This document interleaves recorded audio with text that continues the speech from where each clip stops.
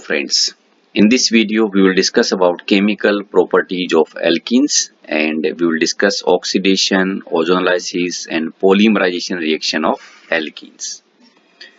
First of all come to addition of sulfuric acid. Cold concentrated sulfuric acid adds to alkenes in accordance with Markovnikov rule to form alkyl hydrogen sulfate by the electrophilic addition reaction. For example, this is ethene CH2 double bond CH2 and this is the sulfuric acid H2SO4. Okay ये इसकी structure बताई गई है H2SO4 में किस तरह से bonding होती है. यहाँ पर this oxygen is more electronegative and this hydrogen is electropositive. So this hydrogen will add to any one of the double bonded carbon atom because this is symmetrical and this part will add to this one. So we will get this CH3 CH2 और इसको आप ले सकते हैं this is OSO2 OH. This is or we can also write C2H5 HSO4 and its name is ethyl hydrogen sulfate. This is propene. This is unsymmetrical alkene और unsymmetrical alkene में addition कैसे होगा मार्कोनिकोव रूल के according. तो इस Markovnikov rule के according इस H2SO4 का जो ये नेगेटिव पार्ट है this one, this will add to that double bonded carbon atom which has lesser number of hydrogen atoms. So this will add to this one or this hydrogen will add to this one. So we'll get this CH3 CH और इस CH पर OSO2 OH and this is CH3 and its name is propyl hydrogen sulfate. Now addition of water. In the presence of a few drops of concentrated sulfuric acid, alkenes react with water to form alcohols in accordance with the Markovnikov rule. This is propene unsymmetrical alkene and this is water. और water में यदि आप लिखें तो this is HOH. Which part is more electronegative? This is OH is more electronegative. तो OH कहाँ पे जाएगा? OH उस डबल बॉन्डेड कार्बन एटम पर जाएगा जहां पर कम हाइड्रोजन एटम्स है यानी कि यहाँ पर. और H कहाँ पे जाएगा? H यहाँ पे जाएगा. In the presence of this H plus we will get this one CH3 CH OH CH3. क्या नाम हो जाएगा इसका? This is propane 2-ol. Now this is 2-methyl propene. Again this is unsymmetrical alkene.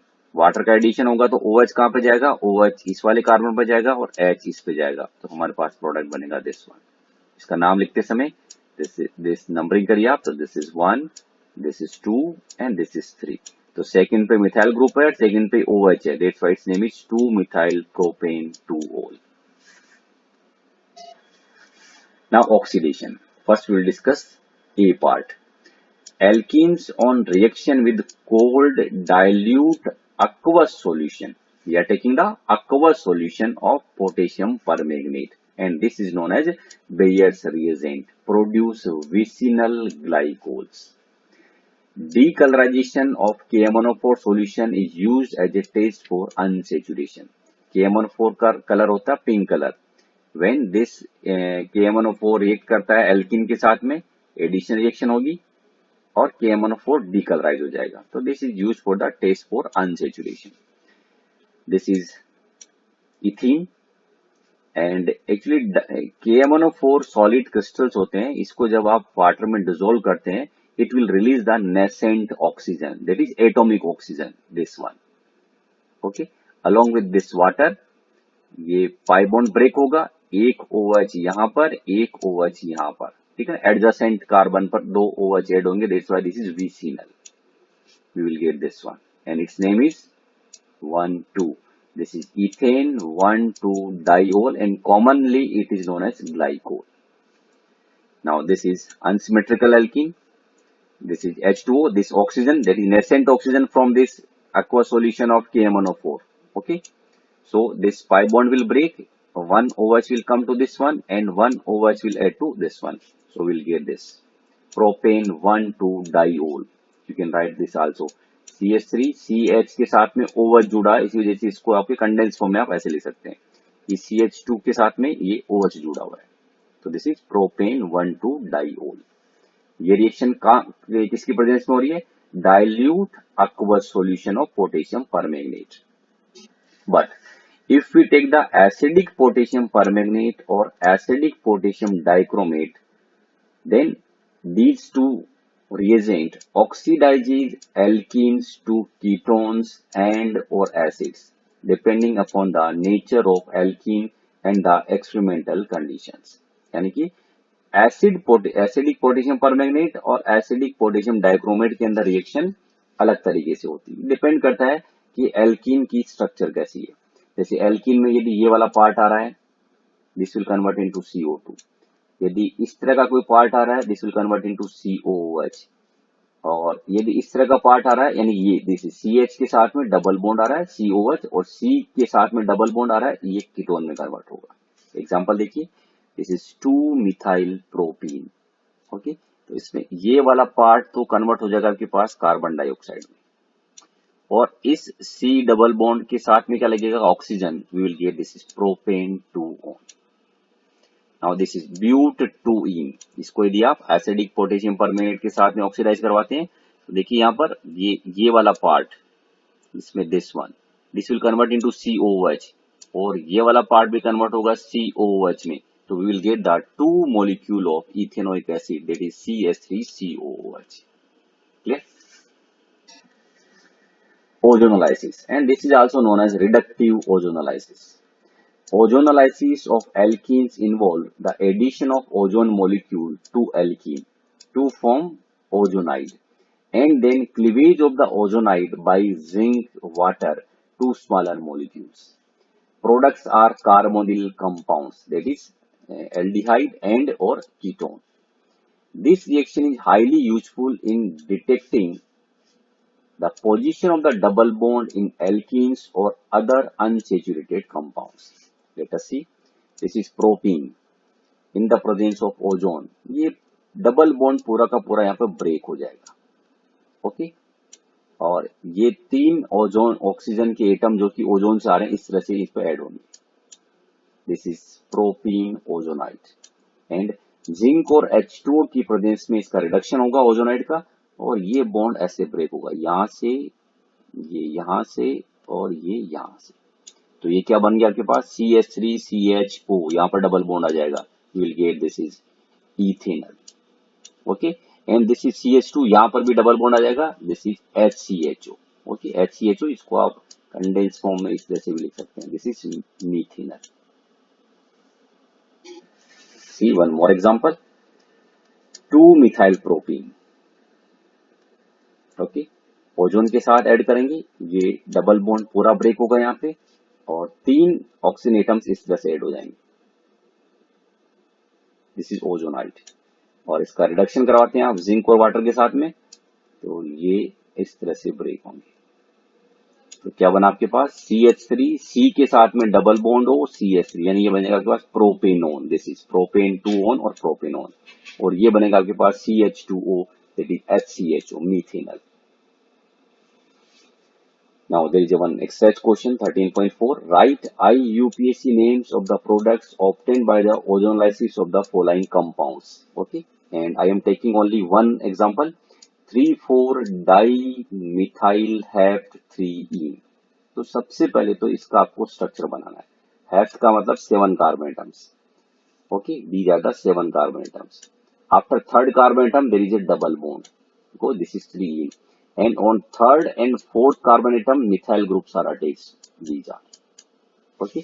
अब देखिए, इसमें हमने 2 स्टेप पढ़े। पहले ओजोन के साथ रिएक्शन होकर ओजोनाइड बनता है, फिर ओजोनाइड का रिडक्शन होने के बाद में फाइनल प्रोडक्ट बनता है। दोनों को आप एक इस तरह से लिख सकते हैं।